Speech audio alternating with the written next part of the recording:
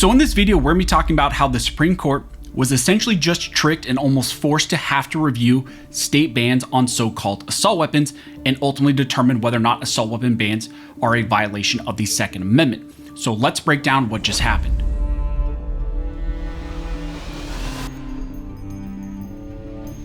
But really quick, before we jump into this video, I want to ask you all for a huge favor. Looking at some of my analytics, about 60% of all my viewers are not actually subscribed to the channel. So if you guys want to support the channel for free, that's an amazing way to do that. Of course, by no means are you obligated to do that. It just helps the channel.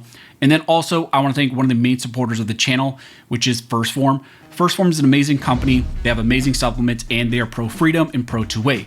So if you want to get great supplements and then also support an amazing company, check them out using the links down below. And also right now they're running a giveaway. So if you're interested in that, check that link out as well. Now, as I mentioned in the intro, in this video, we're going to be talking about a recent decision by the 4th Circuit en banc panel, which likely just forced the Supreme Court to have to review a ban on so-called assault weapons.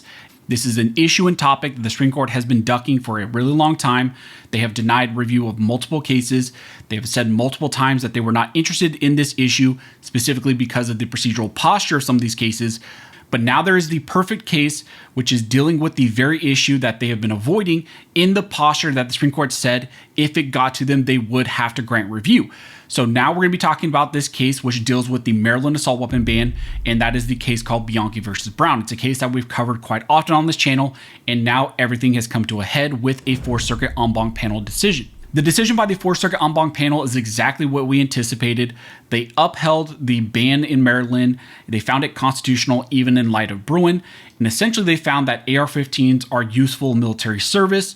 And as militaristic weapons, they can be regulated by the state since they are quote unquote dangerous and unusual. Now, like I mentioned, although this case is an immediate loss, this decision by the 4th Circuit essentially is a long-term and huge win.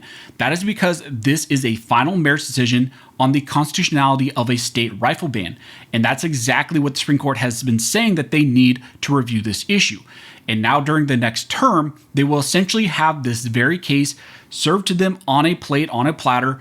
In my opinion, I think in many ways, all the conservative justices who have in some ways maybe wanted to avoid this issue will now be forced to have to review this case. And I think we're going to have a huge rifle ban case reviewed by the Supreme Court next term.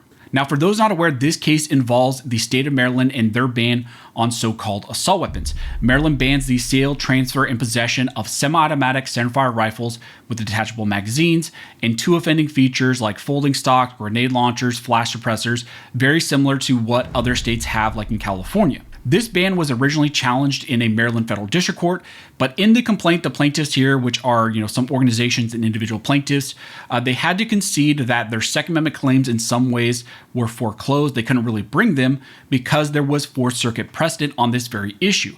That prior case is known as Colby, and that case is very important also for what the 4th Circuit en banc panel just recently referenced in their decision because they rely heavily on Colby and in some ways said that the Supreme Court's recent Bruen decision in no way disrupts either Colby or what they said prior in this Bianchi case. Now, in the Colby case, they ruled that these rifles are outside the protection of the Second Amendment because they are useful in military service. Now, this military use test is being used not just by the 4th Circuit, but other circuit courts like the 7th Circuit. And this type of analysis runs very much contrary to McDonald, Heller, and now Bruen. Again, this case, Bianchi had to concede that Colby was the controlling precedent in the 4th Circuit, but they said it was wrong. It needed to be overturned. Now, this was all developing prior to Bruen, so this case made its way through the process. It eventually was appealed to the 4th Circuit. After the lower court upheld this ban, said you can't bring this lawsuit because of Colby. It was appealed to the 4th Circuit. The 4th Circuit said the same thing. And then the plaintiffs here went to the Supreme Court. And again, this was right before Bruen.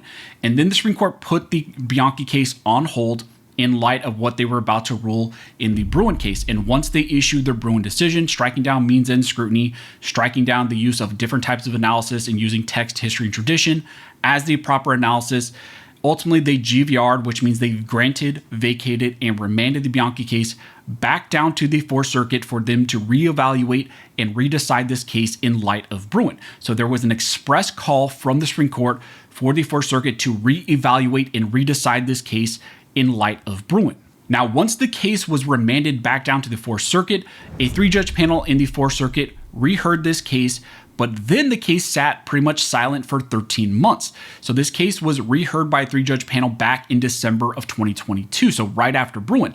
But then it sat dormant for 13 months. Then suddenly out of nowhere, the 4th Circuit en banc panel said, nope, 3-judge panel, you're not going to issue your decision on this case. We are going to take control of this case, rehear it on our own, and issue our own decision. So they stripped the case from the 3-judge panel, which was huge alarm bells to everybody that essentially the 4th Circuit was not going to properly apply Bruen. They were going to do everything in their power to uphold this assault weapon ban. And that's exactly what they just did in this recent decision. Now, while all that was also going on when the 4th Circuit en banc panel took control of this case, the plaintiffs here also filed for a writ of cert before judgment. Last term, the Supreme Court denied emergency review to the Bianchi case. And then also the Supreme Court denied review to other cases dealing with rifle bans, like all the cases coming out of Illinois. But they did say that right now, all of the cases that were going in front of them were interlocutory cases, they were premature, and they said, hey, we need a final merits decision. Well, now this next term, they have exactly what they said they needed. That is because yesterday, the 4th Circuit en banc panel issued their decision upholding the Maryland rifle ban as constitutional. And that was a final merits decision, exactly what the Supreme Court said they needed. Now, in this decision by the 4th Circuit, they stated that with respectful consideration and benefit of Bruen, we now uphold the judgment below. The assault weapons at issue fall outside the ambit of protection offered by the Second Amendment because, in essence, they are military-style weapons designed for sustained combat operations that are ill-suited and disproportionate to the need for self-defense. Moreover, the Maryland law fits comfortably within our nation's tradition of firearms regulations. It is but another example of a state regulating excessively dangerous weapons once their incompatibility with a lawful and safe society becomes apparent, while nonetheless preserving avenues for armed self-defense. So here again, the 4th Circuit en banc panel is taking the position that we knew they would, that these types of rifles are militaristic, that they're so dangerous, and because of that, they can be outright banned, and that is consistent with our history. At least that is what the 4th Circuit is arguing here. They go on to argue that Bruen's analysis does not disrupt the analysis used in the Colby decision at all. They say that the means and scrutiny analysis that was used in Colby as kind of a secondary level was found inconsistent under Bruen, but that the 4th Circuit in Colby used a different type of analysis also, that they used some historical analysis, and so Colby is still relevant in their eyes and is not disrupted at all by Bruen. They then go on in their decision to do a long political rant about how dangerous the AR-15 is, how it is a severe risk to the public safety, and as a dangerous and unusual weapon, the state of Maryland can regulate these types of items, that they can regulate their sale and possession, and this type of broad-reaching, broad-sweeping regulation is consistent with our history. At least that is what the 4th Circuit en banc panel is arguing. Now, there was a dissent by some other judges, so it wasn't like all the 4th Circuit agreed with this. You had Judge Richardson that wrote a dissent, which was joined by Niemeyer, Aggie, Quattlebaum, and then also Rushing. Now, in their dissent, they state that after the Supreme Court decided New York State Rifle and Pistol Association versus Bruen, it remanded this case for us to determine whether Maryland's assault weapons ban violates the Second Amendment. Yet before the panel could issue its opinion, our court voted to take the case en banc.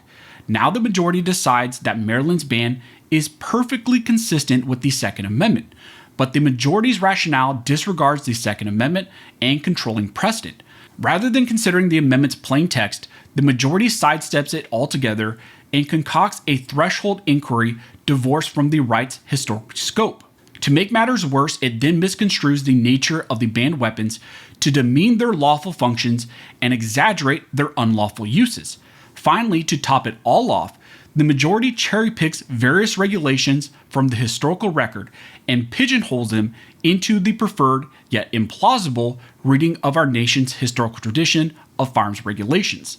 So you can see even in this decision how you have pockets of judges who, are applying Bruen different, who take different approaches when it comes to the Second Amendment. Now, of course, I agree with the dissent, but despite that, this is still a huge decision. It's not a surprise that the 4th Circuit en banc panel at large ruled this way, upheld the decision. We knew that was going to happen, But now this sets up the perfect case for Supreme Court review. And in many ways, the Supreme Court backed themselves into a corner, almost tricked themselves. Maybe even some of the conservative judges like Thomas tricked the court at large of having to address this issue, because their position for so long has been none of these cases are final merits. We just want a final merits decision. We want a conflict that's final merits. Once we get that, we'll review it. Well, now they have that, and it will be directly in front of them during this next term. So although this was an immediate loss when it comes to the Fourth Circuit, again, not surprising because we knew that would happen, long term, this is setting us up for the perfect case that we've all wanted to have to be heard by the Supreme Court. So as we get more information, I will let you guys know. Also, if you like this video and you would like to support the channel, one of the best ways to do that is to like, comment, and subscribe. All those things help to fuel the algorithm, and it signals to YouTube that you guys see value in these videos and in this type of two-way news. But as always, thank you all for watching. Don't forget to like and subscribe, and don't forget this nation was built by armed scholars, and this nation will be maintained by armed scholars.